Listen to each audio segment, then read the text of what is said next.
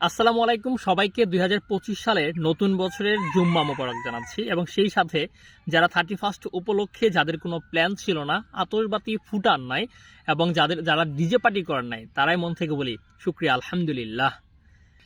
আর যারা আতশবাতি ফুটিয়েছেন, DJ party করেছেন, enjoy করেছেন, তাদেরকে জানাচ্ছি সাড়া ভাঙ্গা শুভেচ্ছা দাদারা এবং সেই সাথে আমার হরু ক্ষেতের ফুলসজ্জার শুভেচ্ছা। সামান্য সময়ের এনজয়ের জন্য আমরা পরিবেশ এবং জীবজন্তুর অনেকটা ক্ষতি করে ফেলছি। সেটা কি আমরা জানি আদৌ? সেটা হয়তো বা আমাদের জানা নাই।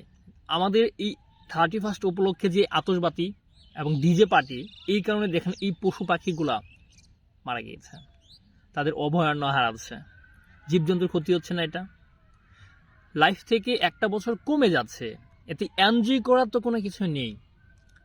নতুন বছরকে শুভেচ্ছা জানান আপনি নামাজ দিয়ে, নতুন বছরের ফজরের নামাজ দিয়ে দিন শুরু করুন এবং যে ভুলগুলো আপনি গত বছর করেছিলেন সেই ভুলগুলো যাতে পুনরায় আবার না হয় সেই দিকে খেয়াল করুন, তবেই আপনি সফল হচ্ছেন বা সফল পথে ধাবিত হবেন।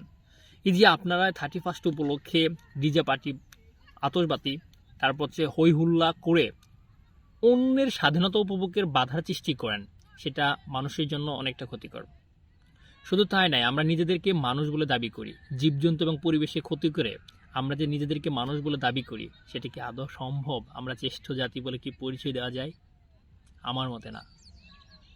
সকলের উদ্দেশ্যে আমার একটি বার্তা থাকবে, নতুন বছর নতুন করে নিজেকে পরিবর্তনের ধারা দিয়ে শুরু করুন।